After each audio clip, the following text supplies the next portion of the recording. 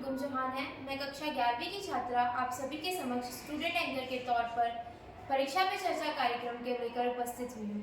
मेरे साथ कुनिका गग्गर student guest के तौर पर भी उपस्थित हैं।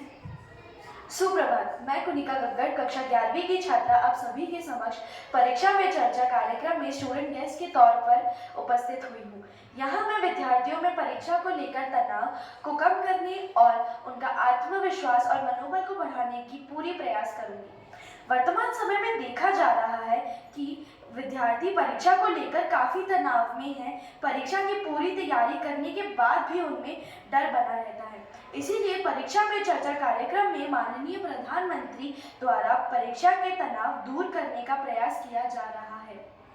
परीक्षा पे चर्चा कार्यक्रम की शुरुआत साल 2018 में की गई थी। उसके बाद हर साल ऑनलाइन या ऑफलाइन मोड पर इसका आयोजन किया जाता है। जैसे जैसे परीक्षाएं नज़दीक आ रही हैं, वैसे वैसे विद्यार्थियों के मन में मानसिक तनाव भी बढ़ता जा रहा है।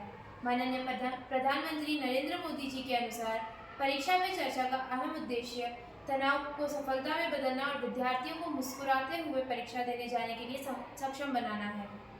परीक्षा पे चर्चा कार्यक्रम 2024 में हमारे विद्यालय के सभी विद्यार्थियों ने रजिस्ट्रेशन कर लिया है।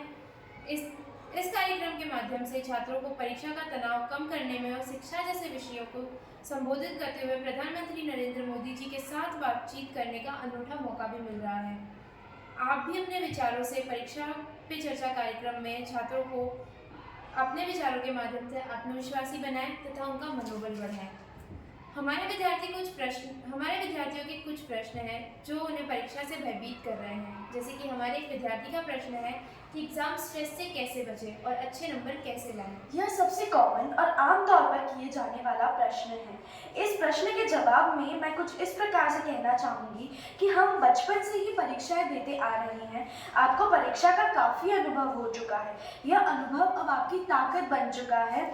आप अपने अनुभव पर आत्मविश्वास बनाए रखें। क्या आपकी तैयारी में कमी है जो आपको स्ट्रेस दे रहा है या आपको भय लग रहा है?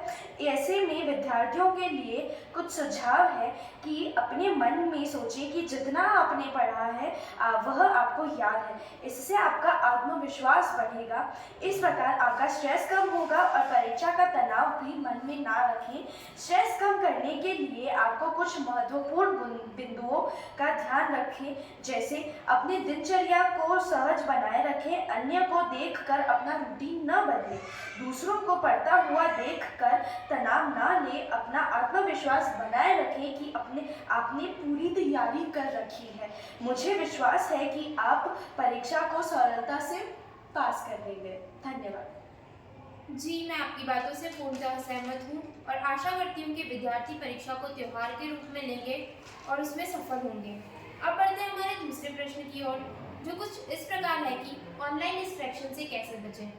ऑनलाइन पढ़ाई करते समय गेमिंग और सोशल मीडिया के लिए एडिक्शन हो गई है, इससे कैसे बचें?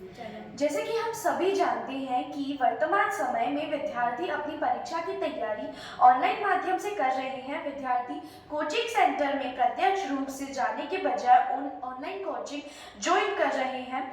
कई छात्रों व अभिभावकों के इस सवाल के जवाब में मैं कहना चाहूँगी कि जब आप ऑनलाइन पढ़ाई करते हैं तो पूर्ण मन लगाकर पढ़ाई करें। ऑफलाइन में भी कई बार विद्यार्थी का फोकस नहीं पढ़ाई की ओर नहीं रहता है, ऐसे ही ऑनलाइन में भी होता है। इसका अर्थ है कि समस्या हमारे मन में है। यदि हम अपने मन को स्थिर कर अनुशासन के साथ में पढ़ें तो ऑफलाइन हो या ऑनलाइन हम शिक्षण का ज्ञानार्जन कर सकते हैं। हम ऑनलाइन पढ़ाई करते समय अपने स्टडी मटेरियल को साथ में जोड़कर ज्ञानार्जन करना चाहिए। हम ऑनलाइन से अपनी ज्ञान का विस्तार कर सकते हैं और ऑफलाइन में लागू कर सकते हैं। और कहा भी जाता है, ऑनलाइन पाने के लिए ऑफलाइन बनने के लिए। डिस्ट्रैक्शन से बचने के लिए कुछ बिंदुओं का ध्यान रखें। जीवन में अपने आप से जुड़े मोबाइल को ज़्यादा महत्व न दें, बल्कि अपने परिवार के साथ समय बिताएं व आनंद लें। जी, मैं आपकी सभी बातों से सहमत हूँ और अब हर विद्यार्थी से आशा करती हूँ कि वह अवश्य ही आपकी बातों से प्रेरणा प्राप्त करेंगे और सभी परीक्षा के लिए आत्मविश्वासी बनेंगे। अब मैं हमारे स्टूडेंट गेस्ट से ये बताना चाहूँगी कि आजकल विद्यार्थियों में अलग ही डर चल रहा है। जिसे कि एग्ज़ाम फोबिया का नाम दिया गया है। तो कृपया अपने विचारों के माध्यम से विद्यार्थियों को एग्ज़ाम फोबिया के बारे में सुझाव दें। परीक्षा की तैयारी करते समय उन विषयों के अध्ययन बिंदुओं पर एक योजना बनाएं जिन पर आपको अधिक ध्यान केंद्रित करने की आवश्यकता है।